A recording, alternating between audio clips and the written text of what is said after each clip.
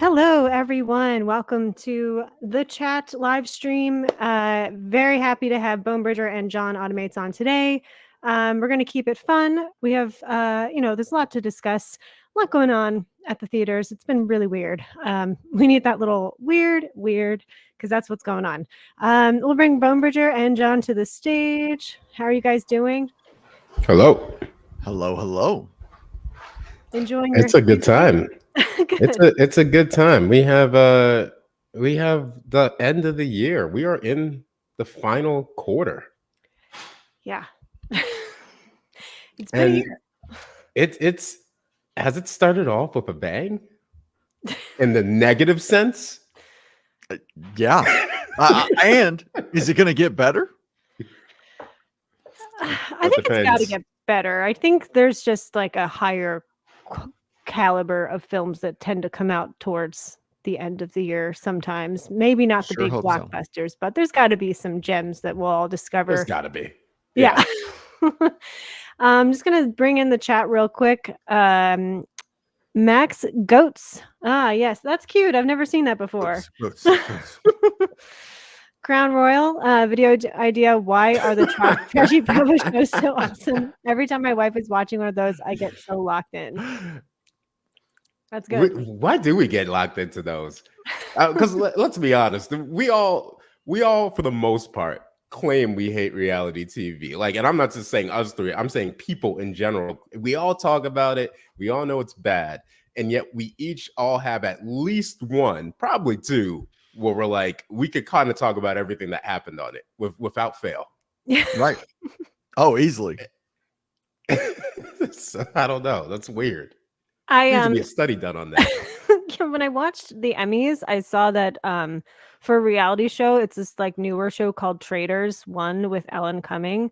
And I actually and I'm not someone that throws on things like this, but I was like, you know what? I really like Ellen Cumming. I'll watch an episode. And then like Max and I got totally sucked into it. And it's kind of like a Big Brother Survivor-esque type of thing in a castle in Scotland.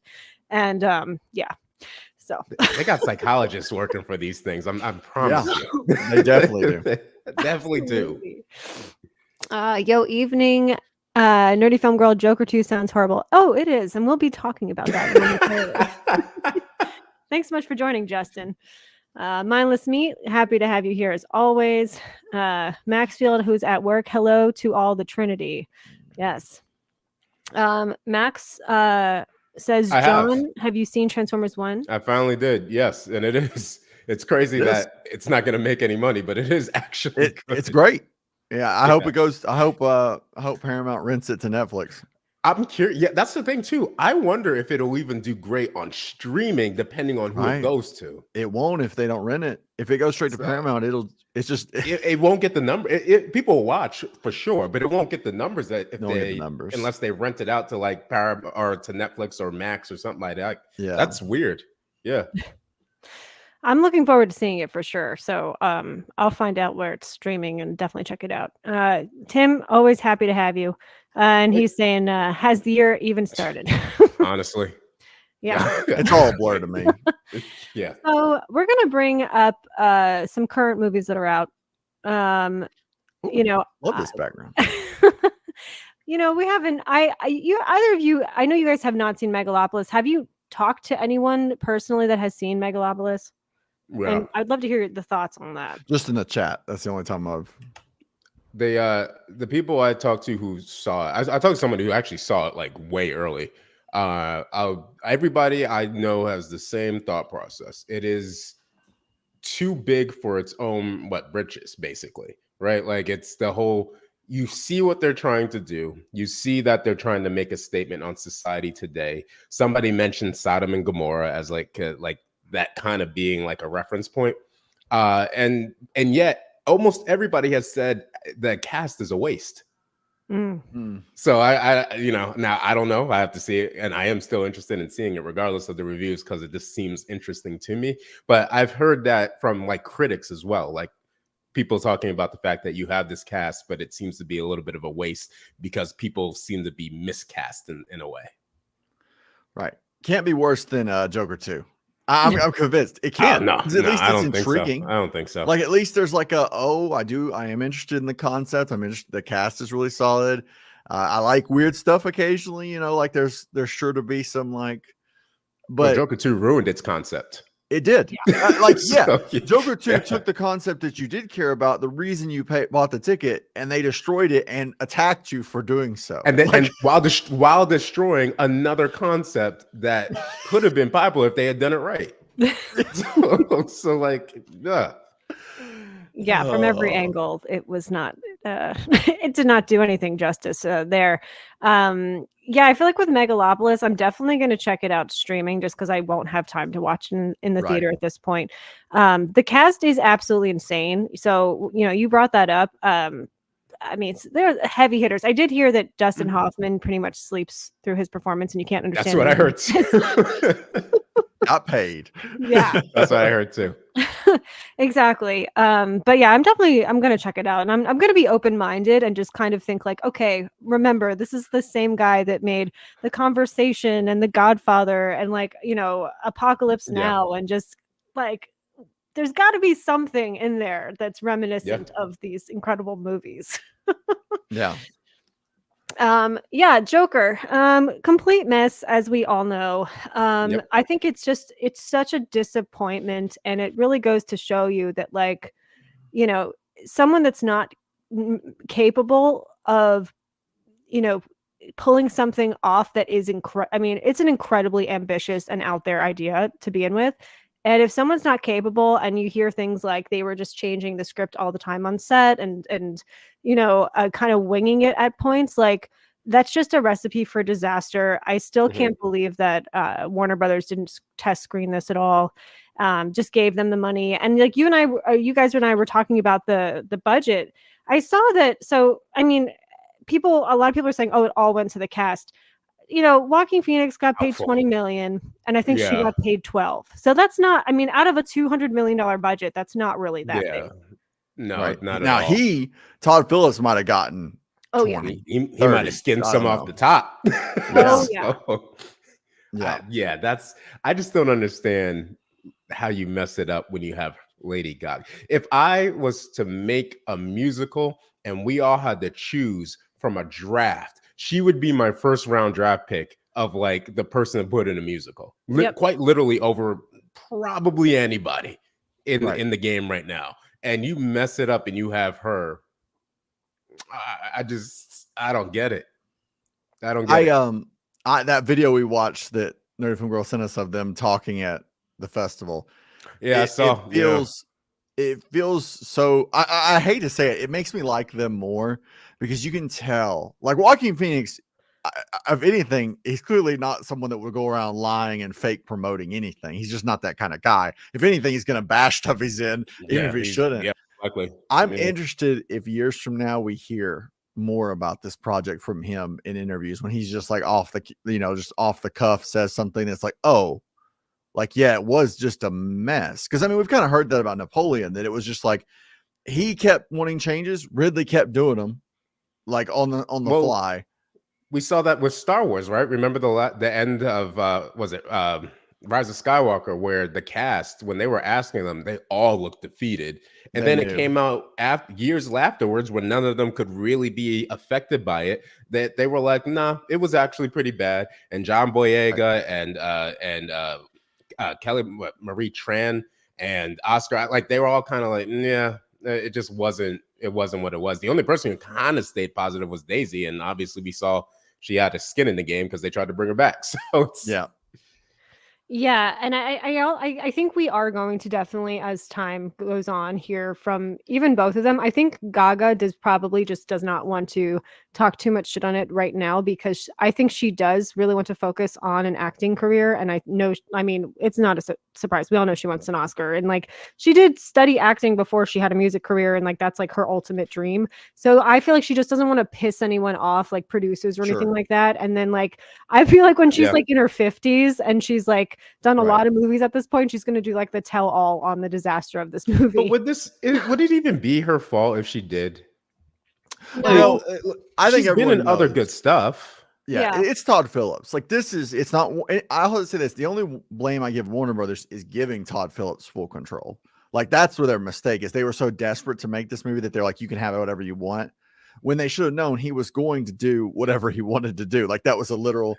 It's not like someone that's like, okay, I want to do my thing, but I also want to make money, and I don't want to go too crazy. I want to play a little safe. Like I do want to stay in the box a little and be like, okay, how does Joker's story have to end? Well, he has to be Joker. Like that should be the foundation. And Todd Phillips looked at that. I was like, no, he can't be Joker. He's not Joker. We're not doing that. Absolutely crazy. And I think that this also, comparing Joker and Joker 2, I think maybe the cinematographer deserves a lot more credit for the first film, and maybe not Todd Phillips. Yeah, that's a good point. The first one looked and felt grim. Like it had the first one's, in terms of filmmaking, is great. Like absolutely great. Yeah, I think so. There's shots in this one because it's the same cinematographer. I mean, so I think this was very early on. I think it was like the first 15 minutes. I was still like pretty on board because we didn't really know what to expect.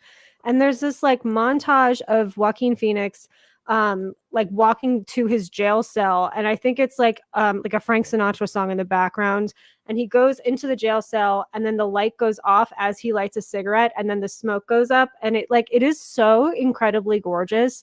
And I was like, oh, okay, well, like at least I'm safe with the cinematography, but the cinematography was not enough to save this movie.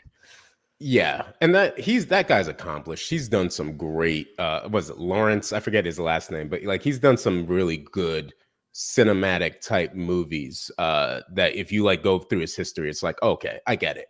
But otherwise, yeah, that's all that saved it, at least in my opinion. Yeah, I agree. I don't even know. I mean, I'm sure we're going to be talking about that a little bit more on Friday on ISO Cubes. I'm sure you'll talk about Brand versus Demand tomorrow evening. But I don't even know what else there is to say regarding this movie at this point. Yeah, I'm not going to talk about it tomorrow because you know what? There's no point in talking about it. It's bad.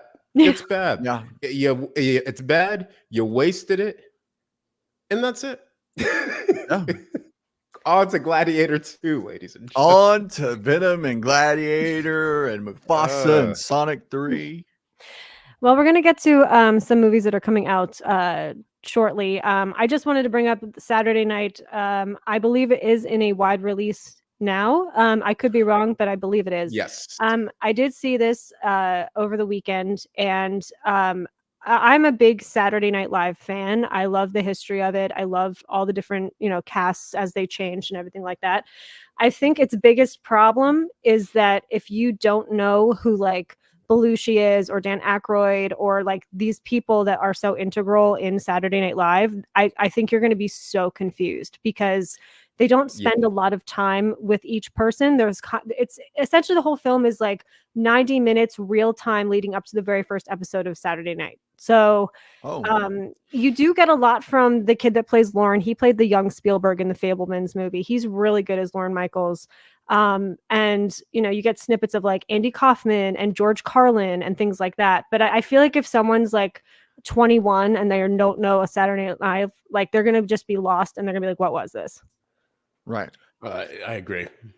So do you guys have any interest in watching it at some point? I do, but I don't want streaming. Yeah, that was what I was going to say. This is one of those that I definitely will watch when it goes to streaming. I do think that it's interesting. You told me how because I hadn't actually heard anything about it other than they were making it and the guy making it. And I was like, well, it sounds intriguing, but it also, now that you've told me that, I'm almost a little more excited because it is just like this short period of time and they didn't try to do something bigger. Like some movies try to like encapsulate 10, 15 years. I'm glad it is just like this short period of time towards episode 1. Well, there's been a couple of movies like that where it takes place in like a night. And oh man, there was that one movie that had like Muhammad Ali and it was like everything that happened in like some Miami hotel room or something like that, where they were like basically just all got together for a talk. There was another movie that was like a negotiation. So like those kinds of smaller little, we're only focusing on this specific period of time, but this specific period of time is high tension or high, like, interaction. I those can work. And this film's been getting good reviews for that kind of specific thing. Yeah, I would say this shouldn't be the end all, movie about Saturday Night Live. I think that it doesn't go deep enough in that sense. But yeah, as like a piece of history and what happened that evening it's pretty cool. And I think the guy that played Chevy Chase was excellent, as well as I mean, yeah, I think all of them are really good. The Maze Runner kid is playing Dan Aykroyd, right? I haven't seen the Maze Runner movies, so I don't know. But you know who I'm talking about, like the main guy in that. He's also in I think American Assassin is that movie that he's in. Okay. I forget his name. Somebody it'll either come to me or somebody will know. But like, yeah, I think that's who I saw, and it was weird seeing how he kind of looked like him. I was like, oh, all right, it works out. He did an excellent job. They don't spend a lot of time on, Gilda Radner or a couple of the females, but it's okay. It's kind of like, again, if you know who they are, then you don't need to be spoon fed, but you could have also had a little bit more. Dylan O'Brien. Yeah. Yes, that's who it is. Yes. Thank you. Yes. Thank you. Yeah. So yeah, if you're in the chat and you've seen it, definitely check it out. Oh, Through the Lens, thanks for joining us. He said, hey y'all, Saturday night is worth the watch, super fun and inventive. Yeah, I mean, I like Jason Reitman a lot. The budget's high. Is it? It is though. I read somewhere it was like 30 to 35. Okay. It's got to be. There's just so many people in that movie. That's what I would assume. Yeah. But like for those kinds of movies, that is theoretically kind of high. But I get it. That is high. J.K. Simmons is in it actually. Briefly, he plays Milton Berle. Yeah, they stacked that cast out. Mindless Beat says, I might have to watch Saturday night. I love old SNL. My mom used to have a collection of various shows recorded on VHS. Oh, that's cool. Old SNL is a lot better than new SNL. We'll just get that right out of the way. Old SNL is kind of like old WWE. It was just like this things that it was hitting every single time. They got talent. They have a lot of talent in this new age Saturday Night Live, but I feel like the way comedy has kind of taken a turn, and structure and politics and things like that, they don't go as far as they used to. Right. And I think that's kind of hurt it a little bit. Dana Carvey has been playing Biden, by the way, and it's hilarious. Oh, I didn't know that. Yeah. It's been killing me, actually. Sebastian Stan is playing Trump in that one movie. Yeah. It's like, all right. Okay, so we've got these movies coming out. Oh boy. Yeah, Smile 2, boy. Anora, and Venom. I got something for y'all. I've been thinking about something real quick. I was going to ask you guys, because we talked about Smile 2 the other day. Smile 2, you know what it needed to do, in my opinion? First one, successful. Great marketing campaign. If they had got someone like Sydney Sweeney to be in this movie as opposed to her doing Madam Web, and actually came up with something creative, you might have had something that could really have took off, I thought. I don't think so. You don't think it would have worked it would have done well for marketing, but I think when you have somebody who has now gotten to that level of popularity, it kills the vibe of the horror movie. It's too. Yeah. Yeah. And or at least this particular, I think you can get somebody who's well known for specific things. The Amityville Horror is like example, or like something along those lines. But like, or a newer, inventive type of horror movie, I think you can do that with, like that one movie on Netflix that came. But for Smile, for something that's basic, I don't think it would work. Don't think it would work. Yeah, I think it would sell well, but I just don't think it would work. In terms of how people would, visualize that. Well, since Joker is not going to be competition to anything, really. No, not at all. No, I'd rather go outside and count ants running across the grass or something. Like, yeah. Yeah. Do you guys think Smile 2 is going to do well? I think so. It'll be okay. For what it is. It'll do okay. Yeah. Yeah. It's still good. And the marketing they have, and the trailer's good. The trailer's pretty good. And they've showed it in front of like almost every people movie. Get bored. So, yeah. It's October. It's and people look for movies like this, right? Like they look for something to kind of I've never seen the first one, but I do plan on watching that I think this week because I do want to see this. But it does look very creepy. So If you have the chance, the first one is probably going to be better than the second one. But if you have the chance, if you ever see the concept video for Smile, for the original Smile, the concept video that they did, I think it's like 5-10 minutes. That is an incredible short. Like it's just a short little film, and it has to do with like psychology, and she's going through a mental break in a psychologist's office. And it is an incredible, just I forget how long it is. It's not long at all, but it's literally like what led to Smile being made into a full feature-length film in the first place. And that is excellent. Yeah. I'll definitely check that out. Thank you for letting me know. Do you guys know anything about Anora? I do. But the only thing is, like, Neon is weird because Neon could be hit or miss sometimes with their films. And I don't know about the whole, because she's supposed to be like Russia, right? Like she's living in America, and then she marries like somebody from Russia, and it's like he's rich. Yeah, so it's a Sean Baker film. He did the Florida Project and Red Rocket and a couple other movies. This is essentially kind of like a edgier, hard R Pretty Woman. It Yeah, that's what I is heard. That's what people are saying. yeah, I think she lives in Brooklyn and she is either a hooker or a stripper or something like that. And then she starts dating and gets married to this like young Russian, kid whose family's in like the mob or something like that. But it's getting rave reviews. People have said it's been like their favorite at all the festivals. I really like Sean Baker as a director, so I'm very curious to see how this pans out. Yeah, I've heard it's got incredible reviews. Like people just like it for what it is. So it's like, hey, that'd be cool. Yeah. It won't kill in America, but it'll probably have a good overseas situation. I would say so. And I think Neon has been doing really well with their box offices and their budgets. And I think that I think this is going to be probably their Oscar submission to really market that. And then we have October 25th, Venom. I don't care. I'm just gonna get that out right now. I know we have some people who love Venom.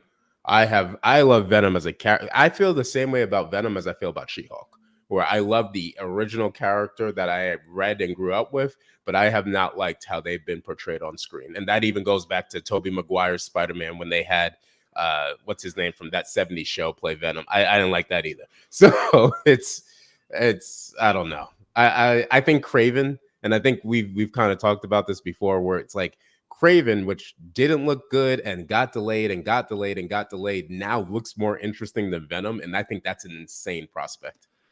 I think Venom: The Last Dance will be your basic comedic version of the first movie with just a wrap-up ending for Tom Hardy, and it won't be anything they said it was going to be. It won't be anything they prepared it to be. All the Spider-Man talk, all the stuff was just not true for whatever reason, and it's a shame. This should be a big movie. Venom: The Last Dance should be a huge thing, and it's not going to be. Do you guys think that the lack of superhero films this year helps it or hurts it or doesn't do no, it doesn't even affect it? I don't think it does anything because I think almost everybody knows there was no need to ever have Venom in a trilogy unless you were going to include Spider-Man. And they knew that, which is why they teased Spider-Man in the last one, because they knew people didn't really care about a trilogy of Venom. Right. Like at the end of the last one, Venom goes to the TV screen. It is Tom Holland, Peter Parker. He says, we got to find that guy or whatever. Like it's set up, and they knew that they needed that. But I'm not surprised that didn't happen because we had heard things at the time that Tom Holland was basically stepping away from acting for a while. Either way, I think the superhero thing, I think we're in this huge lull period where until something breaks it up, like Deadpool and Wolverine was like that everyone knew that was going to be the movie they saw. And then afterwards they could just take time off till Robert Downey Jr.'s doom. I don't think you can be a superhero movie in today's day and age without escaping the formulaic. So I don't think any formulaic superhero movie down the line is going to work. I think Captain America will do okay, but I don't think it's going to work. I do not think Fantastic Four is going to do anything over the top. And unless James Gunn really pushes it and does what he needs to do, I don't know if that's going to work. So I think you need to be creative. Again, Deadpool And Guardians did well, but people knew it. That was remnants of a lost time that people felt. There was an emotional stake there that people put into it. But otherwise, I don't see it. So Yeah. it's got to be popular characters. The whole D-listers and C-listers and trying to make them A-listers and giving them trilogies isn't going to work anymore. I do not see it. You're Spider-Man, you're Superman, you're Batman. Those are your three from DC and Marvel. And that's it. Like I don't really see your X-Men could do it, but even then I'm kind of curious because we all still know Logan and as Hugh Jackman and not as like somebody else. And so there's just so much that goes into. Yeah. In the chat here, Through the Lens says Sean Baker is one of the best directors, so Anora is my most anticipated for the rest of the year. It is definitely high on my list.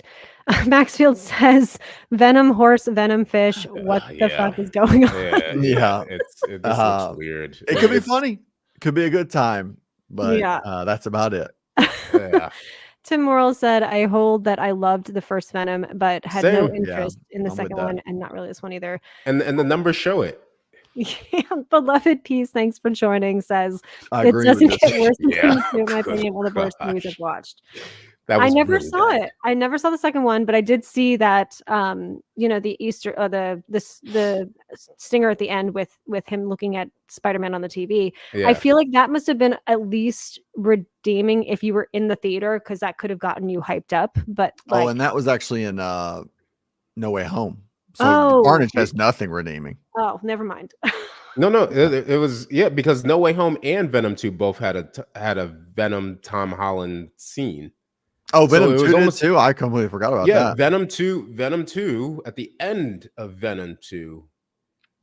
It's one of the two. There's two scenes. At the end of Venom 2, I think it's the one where he actually gets transported into that weird dimension thing, and then he sees Tom Holland on the TV. And then at the end of No Way Home, it's like him being transported back, but a little piece of Venom has remained. It's either it's one of the two, where it's either flipped around or whatever. But both Sony and Disney Marvel had like seemingly made it seem like they were gonna make that happen, and then they just no Spider-Man. Yeah. There it goes. I don't know if I'm going to see this in the theater, to be honest, but you're not. I'm not. Well, we don't have to pretend. Nobody wants to see this. I know. I would rather see Craven, which is weird. Who knows? Who knew? Yeah. Mindless Meat says the X-Men have to be more famous ones like Wolverine, Jean Grey, Cyclops, Beast, and such. No, agreed. Yeah. And you have to run the story off of Cyclops because, again, so many people know Logan as Hugh Jackman that like you can't just run a new Logan main storyline, a Wolverine main storyline. Let Cyclops, who actually has one of the best stories in comics, if you really dig deep into his history, let him run that show. Even if you want to add the love story of Jean Grey, let that work. But otherwise, I don't know. Well, we are going to move on to our favorite game, Own, Rent, Trash. If you are in the chat and you don't know what this is, I provide 3 movies, and they usually are related in some form. And you have to decide whether you're going to own it, which means you can watch it as many times as you want. Rent it means, a once or twice, no more than that. And then trash means absolutely just throw it away. It's garbage. So these were hard last time. Well, let's see. Let's let the games begin. The first one I don't think is going to be that difficult because after the mess with Joker 2, I decided to go with 3 films that feature the Joker that's not Joker 2. So you can own, rent, or trash. Ooh. This was easy, though. Dark Knight, own, rent, Joker, trash, Suicide Squad. At least for me. I'm with it. No, I don't want to see the Ayer cut. I don't want any part of that movie. No care. I want it to go away Joker's forever. the worst part of that movie. Yeah, I want nothing to do with that movie. Joker 1, I would probably watch it again at some point, but I don't really want to.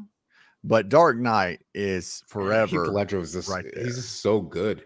Also, some of the best like that talking scene, the dialogue scenes, because I've always found superhero movies, after a while, and I know a lot of people kind of feel that way. It's just like It's just a bunch of people just throwing stuff at each other and things like that, right? So you go, okay. I've always found the dialogue of superhero movies to be very interesting, and those who get good dialogue right can be like really, really good. And The Dark Knight's got to be up there for some of the best dialogue consistently throughout an entire superhero movie that we've seen, from the interrogation scene to Joker talking about his plans at the little where he was at that dinner and even Harvey Dent and the things that they talk, like it's just good dialogue throughout that kind of amps everything up. So I always like that. Yeah, I figured I'd start off with one where I figured it wouldn't be that too much of a difficult thing, and I wanted to bring this up to you guys because I don't think we've talked about this. I don't know if you guys know New Rock Stars. Eric Voss brought up a really great point. So normally when he does these like Easter eggs of movies, he's usually like remains positive. And when he did the one for Joker 2, he did all the Easter eggs, but you could tell he absolutely hated Joker 2 so much. He brought up the fact that like a lot of people, we all kind of got the vibe that Todd Phillips had set up the fact that the Heath Ledger Joker is the one that killed Joaquin Phoenix in the jail cell, or that's kind of like what it's supposed to. But he brought up the point that like he wouldn't even have been the same age. He'd be like 4 years old. Yeah. And I heard somewhere that, sorry, I didn't mean to cut you off. No, you're right. I heard somewhere that like Nolan had heard that Todd Phillips wanted to actually do the whole Heath Ledger thing. And he said no. I was going to say that. I was going to say that. That's literally where I was going to go. It's like, no. Like that's one of those things where it's like Christopher Nolan and Todd Phillips work in the same business, but that's the same way of saying like Michael Jordan and the backup for the Nuggets are in the same business. It's like dang. Yeah. Yeah, when I heard that, it was just like, oh, he had asked Chris Nolan. It's like, no. not a chance. Shouldn't even be allowed to ask Christopher Nolan. How dare he? What are you doing? Kidding me? TSHHVA24. What are we? Some kind of interactive live stream? Hell yes, we are. That's right. We absolutely are. And then thank you so much for joining us, Julio. Woot, finally able to catch you fine people live. You guys are awesome. Thanks so much for joining us. And then Justin's here. Hello, Justin. The Dark Knight is one of the best comic book movies ever. I would agree with that. It just is. With it. Okay, we're gonna move on. 2, 3 classics. Halloween, Friday the 13th, and Nightmare on Elm Street. I'm on a Halloween bender right now, going through all of them right now. So exciting. Nice. We're talking all originals, right? All originals. Yeah, this. Hey.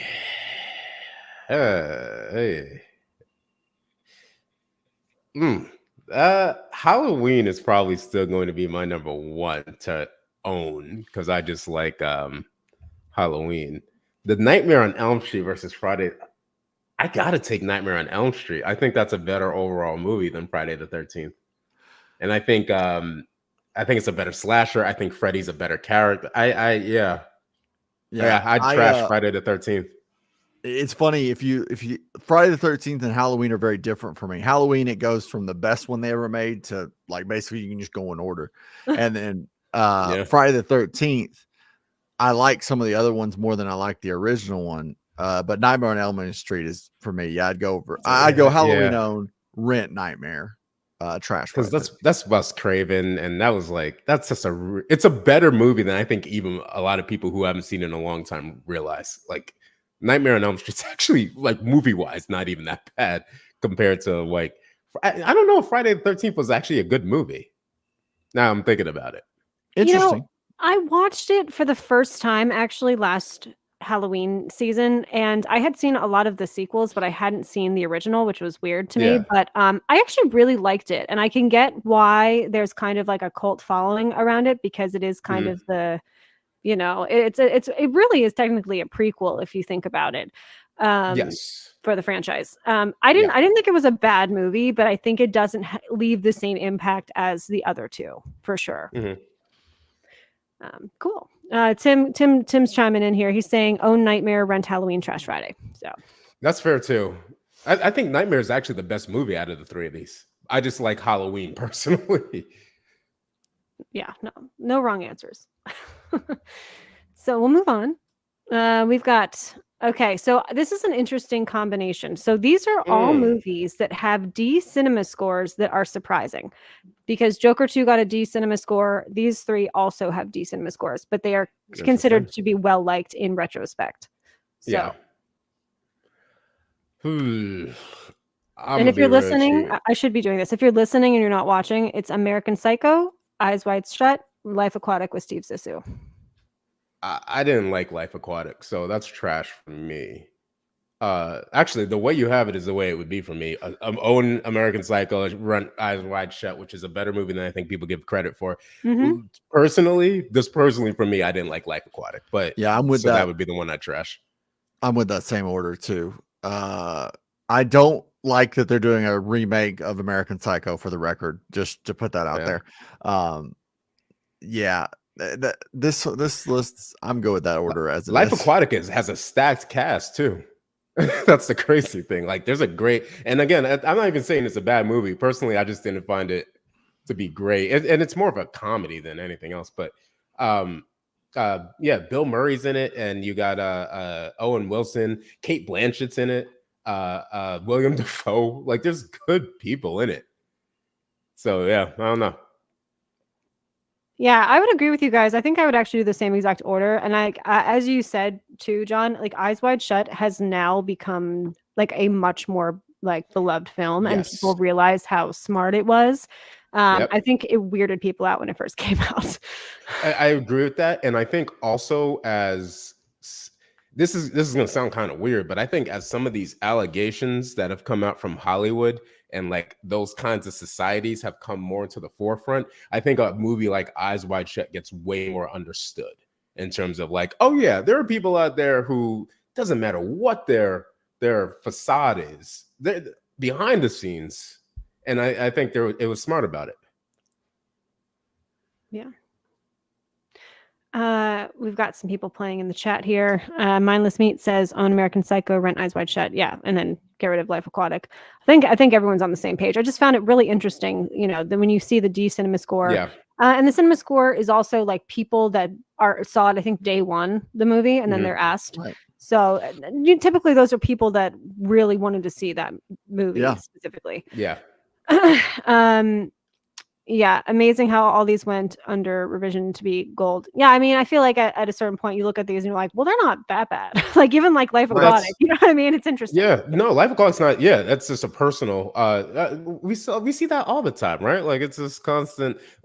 Dread is probably one of the prime examples of like that movie is looked at. It was looked at so poorly that people were like, it's not even better than the original Sylvester Stallone one. And now you look at people, they've been asking for a sequel for that movie for years. Yeah, it's heresy to say those things now, like internet heresy. Yep. We got Terrace House Guy. Feel like Life Aquatic is one of Wes's weaker films for that. No, you're absolutely correct. Definitely. And then Tim says, I thought Eyes Wide Shut was really interesting and not as controversial as reported. No, it's not. And like in hindsight too, it's like such a right. It's not that compared to what we've seen in the past since that movie has come out, it's not shocking in any way. Yes. Cool. We'll go to the next one. We've got 3 superhero films that are not part of like any big franchise. They're not DC. Yeah, well, Marvel, DC. Yeah, exactly. You guys not really. So, Chronicle, Kick-Ass, and Hancock. I think I would own Kick-Ass, rent Hancock, and trash Chronicle. But I would be easily swayed on all 3 of those things.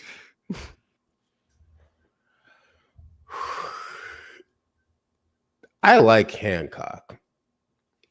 Just has a bad ending.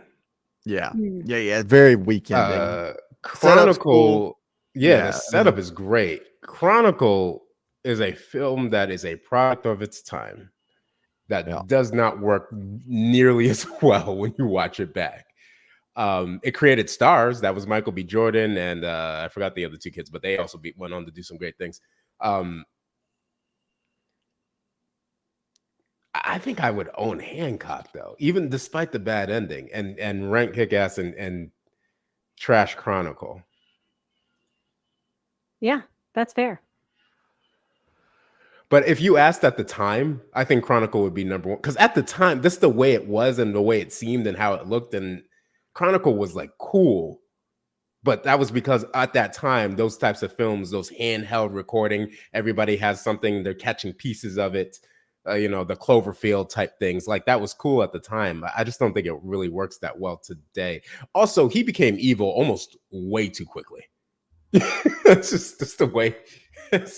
You're like, all right, but you got two friends, man. Like two friends who actually ride with you really well, and you're still just, I don't know. Yeah, I think it's you could interchange these all really easily depending on the era or just even how you're feeling. Blueface Telly says Hancock was very, very It is. fun. Absolutely. The ending just stinks on that one. It does. Yeah, and Chronicle was actually written by Max Landis, who I feel like never Yeah. really wrote anything else of substance, but he he had one of those Dane really DeHaan. early on That's who I'm. successes. Yeah. Yeah. Dane DeHaan is who I'm thinking of. The kid in Chronicle who became evil. Yeah. But yeah, I just.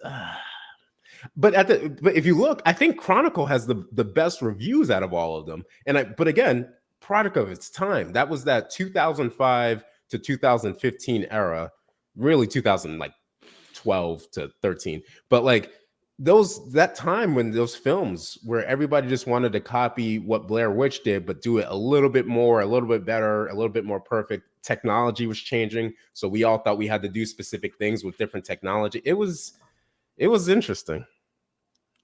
Oh, I gotta chime in here. Mindless Meat, thank you so much for the super chat. Oh It's God. very appreciated. It's very kind of you. No. John, did you hear they were making a Bay Universe TMNT based on The Last Ronin? Oh my. I like The Last Ronin. I just don't want Bay anywhere Bay. near it. It's Michael Bay. Michael Bay. No, I don't like that news. I did not know that, but I hope that's not true. The Last Ronin will absolutely be used as a storyline somewhere because it's a great story, but like it's just okay. I haven't seen the Michael Bay Teenage Mutant Ninja Turtles because this turtles like make me nauseous. I don't know what it is. Like I don't like the way they look at all. They kind of scare me. He had the 2014 film. Was it 13 or 14? It's a terrible movie. That's the one that had Megan Fox as April. Horrible casting. God. Yeah, it's terrible. Yeah. Tara's house guy says Mr. Bay sound explosions aren't a substitute for plot, but go ahead anyway. And he made fun of that. Do you remember when he had that movie on Netflix and like he kept releasing all these commercials with Ryan Reynolds making fun of the fact that he likes to like blow things up and everything like that? And he's like, oh, haha, look at me. And it's like, no, this is how people actually see you. Like it's not like a joke to people. It's like you literally will. And Six Underground was that movie. And again, that movie, no plot, great action sequences. Yep. Yeah. Oh my God. We've got Chronicle was great from Profess the Film Fan. Thanks for joining us. Tim says Kick Ass probably holds up the best. I could see that. That's true. I think so too. I just like Will Smith and Hancock. I love Will Smith in that too. Luke, thanks so much for joining us. What's up? Hey. And oh yeah, I'm sure Max loves The Last Ronin, but I feel like if it's done wrong, he's going to be upset. But yeah, I think a lot of people would. I think a lot of people, because it's like, all right, man, we've gotten a return to glory with Teenage Mutant Ninja Turtle, and it's like, oh no, yeah, could go away real quick. Yeah. Uninspired reviewer, thanks so much for stopping by. Kick-ass solos easy. Yes, absolutely. Okay, so we are going to go to the next slide. And if anyone has joined us in the chat, it's you have to get rid of one movie. You have to rent one, which would be like you watch it once or twice. And then the third one would be to own. So we're going to go to this one. Now, this is to redeem Joaquin. These are considered his 3 top films. I mean, he's been in so many good ones, but if you like look at ratings and critics and things like that. So we have the Spike Jonze film, Her. We have Walk the Line, where he played Johnny Cash. And then we have The Master, which is a Paul Thomas Anderson film with Philip Seymour Hoffman, the late great.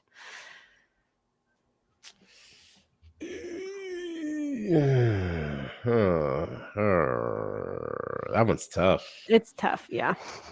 Her is probably I'm going go- to be. That's the highest rated of these three, right? I I'm think. not positive. It might be. I think I'm going controversial here. I'm owning Her. I'm renting The Master, and I'm trashing Walk the Line. Nice.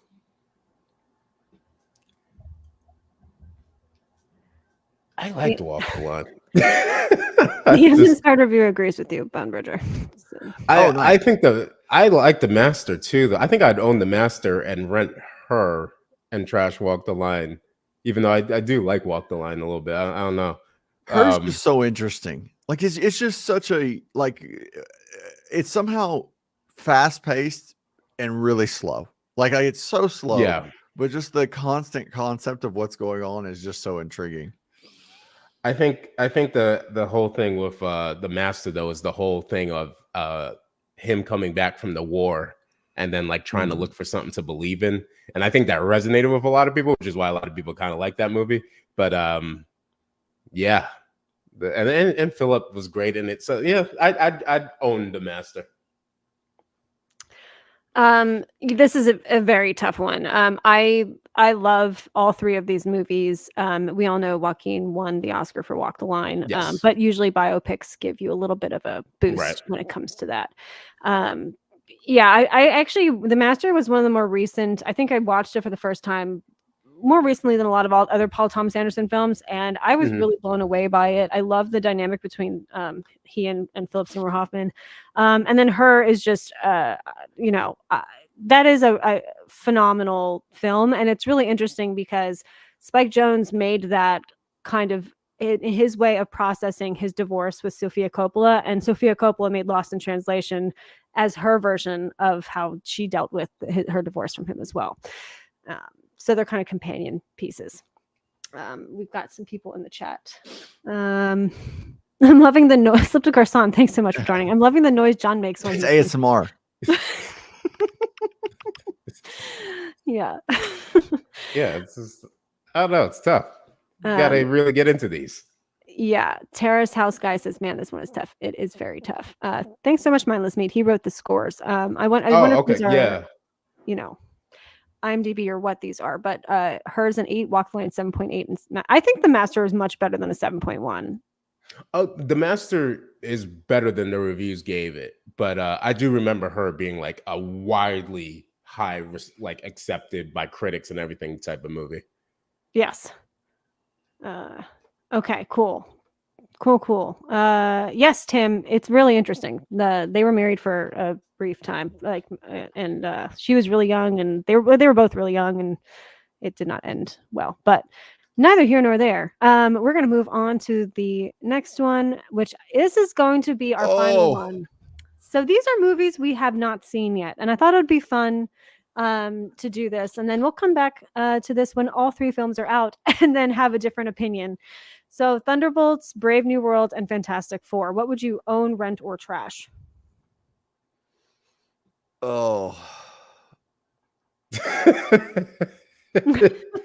This one hurts me because I'm no longer naive when it comes to Marvel. I'm very much like, okay, I know that none of these are going to be what I wish they were.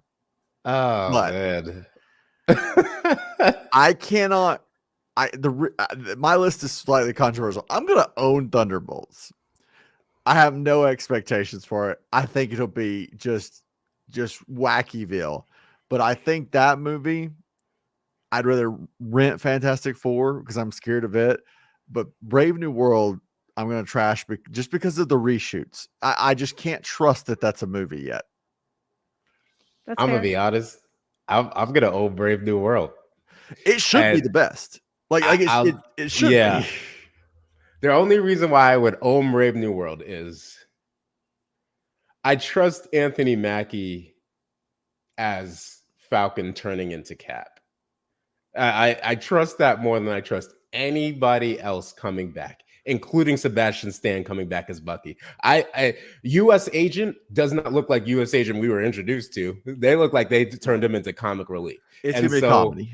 Yeah, and that before I saw the trailer, I was like, man, I was excited to see Wyatt Russell come back, but I'm like, whereas I do trust Anthony Mackie, and we don't know what anybody's going to look like from Fantastic Four, so I would own Brave New World. I'd rent Thunderbolts. I don't know if I trust Fantastic Four. Galactus, I've said this before. I think that's a problem. I just think that doesn't work. I mean, Fantastic Four could end up being the best movie out of these three, but Sure. I just personally, I don't think I trust it. We have yet to have a really good rendition of any type of Fantastic Four, and that goes all the way back to the 60s. The only time we've had good Johnny Storms. Well, Storm, Chris Evans, because Michael B. Jordan was awful as it. But like, I don't know. It's just I'm curious. Great cast. Yeah. I got trash Fantastic. It's fun to do this because obviously we have not seen them, and I might keep this one for further streams just as time progresses, and maybe when we get a Fantastic Four trailer and compare, and when we've actually seen Brave New World is first, isn't it?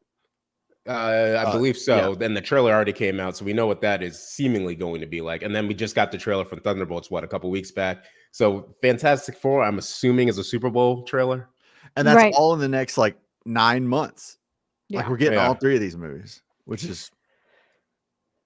I wasn't. I have to say, the last time I saw the Thunderbolts trailer in the theater, I kind of was like, you know what? They kind of sold me a little bit more on this movie. I think I was a little harsh on that trailer. I didn't hate it as much, and I actually enjoyed the trailer a lot more when I saw it in the theater. But I'm not saying that's a reflection of the film because, as Maxfield's saying, trust Marvel, trash all three. I mean, until they prove otherwise, I'm with that.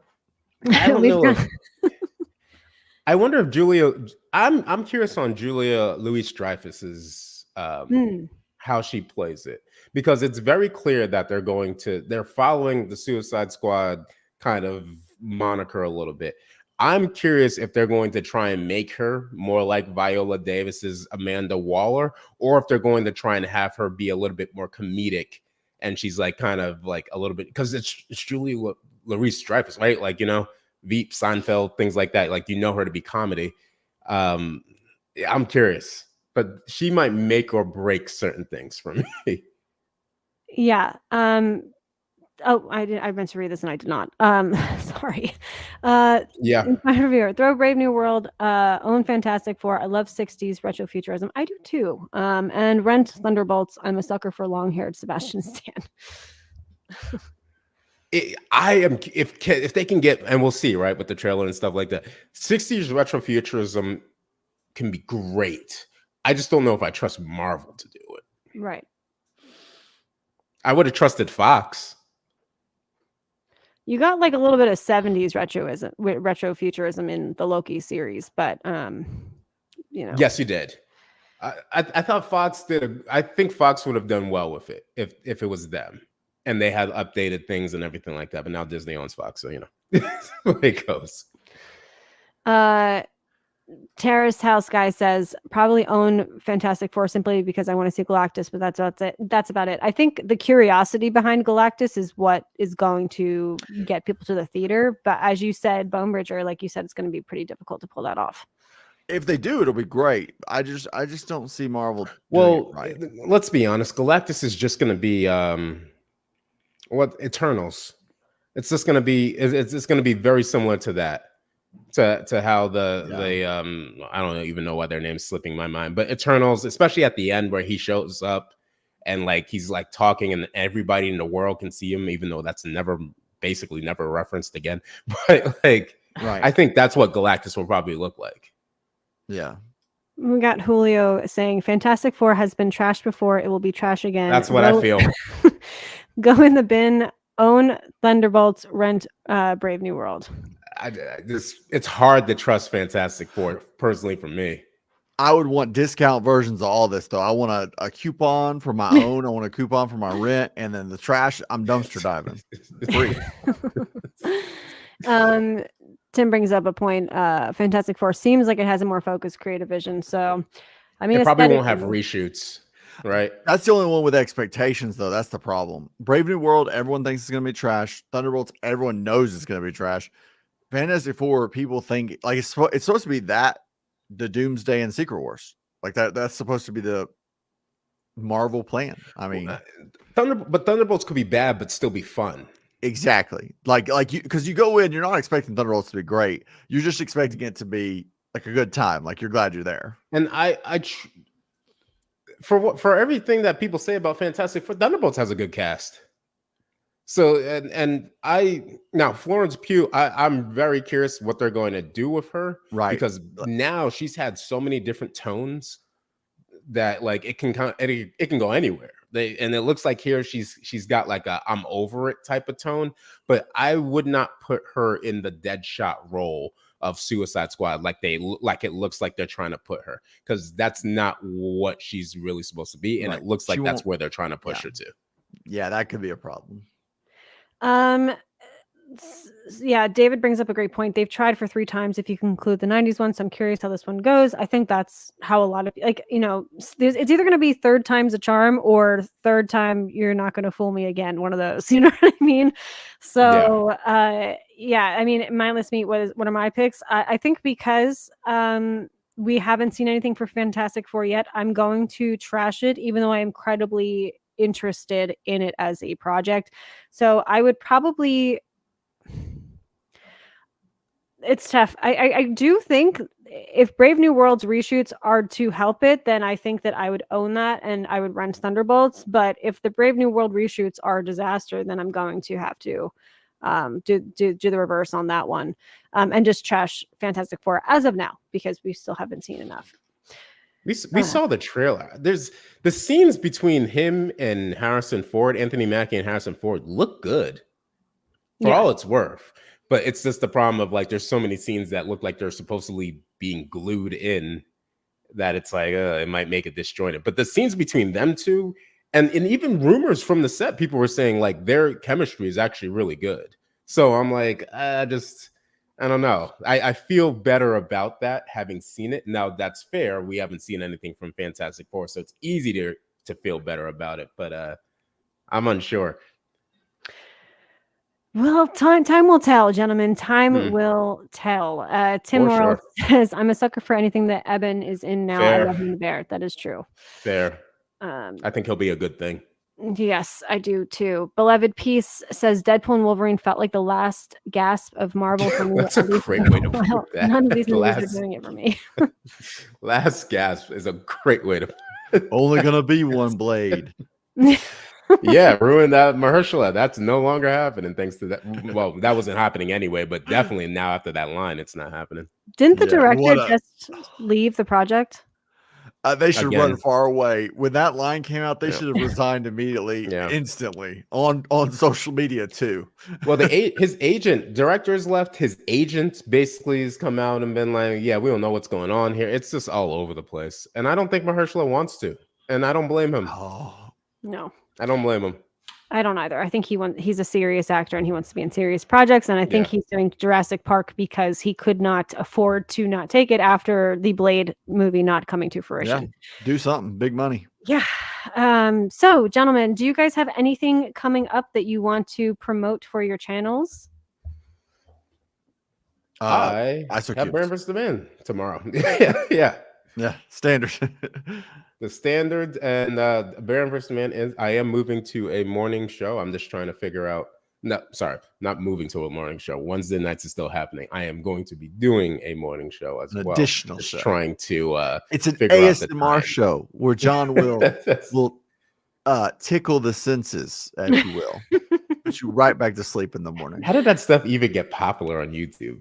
I don't know. I think I could do it though. I think I could like do a cheese grater on some cheese. All kinds. I don't know. You talk to those people; they'll say there's real talent involved. I mean, if I can do it, there's not. So we got to make sure. Got to test the water. No, you got to like. I don't even know if you hear that, but I can't even like do that thing they do. Yeah. Oh, jazz hands. I'll just start bashing things, like breaking stuff. Oh. Anything for you, Bonebridger? Just Friday, ISO Cubes, 12 o'clock with these two lovely people. Good times. I've aged a day. That's what we're going to talk about tomorrow. I have aged another day. I've aged Whole another nother year. day. Oh my God, Another it's your day. birthday Tomorrow B-Day? Yeah, today? Oh my goodness. today, tomorrow. but I don't actually talk about it on the day. I always talk about it the day after. Yeah, Okay. because you didn't Okay. tell us last year at all. So You and we didn't. missed So happy I birthday. yeah, I don't ever actually talk about it ever. I'm Happy one of For those your people. birthday, I'm gonna to send you John. a couple of tickets to this movie called Joker 2. You should go check I'm it out good. again. Nah, I don't need it. I don't need it. We'll talk about it tomorrow. I got some cool Aw. things to go over there. But yeah, that's about it. Yeah, we have some Yeah. happy birthdays coming in for you, John. Very kind. Yeah. You Very can cool. join John on his stream tomorrow night to help celebrate his birthday. Yes. So that'll be We'll great. see if we can get his account banned to get him on YouTube notice. Thanks, YouTube. Appreciate it. Oh, love seeing the love. Thanks so much, guys, for joining me, and thanks for everyone in the chat. And we will see you all next time.